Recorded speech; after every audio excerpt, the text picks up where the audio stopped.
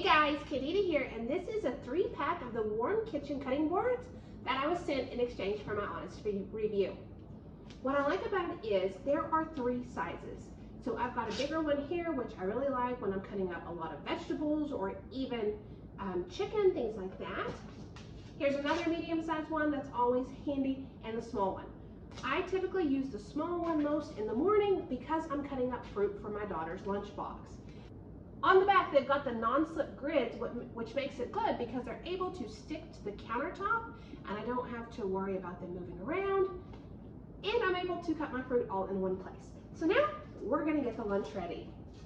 So here I've got the banana, and all I've got to do is just simply go through and cut. Just like that, the bananas are chopped up. Go ahead and, oops.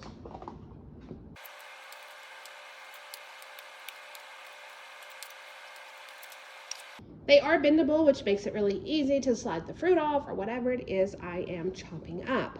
My favorite part about the cutting boards is after I'm done, I simply throw them in the dishwasher and they're ready for the next use. Overall, I've been extremely happy with the cutting boards. I keep them on hand. They're super easy to store.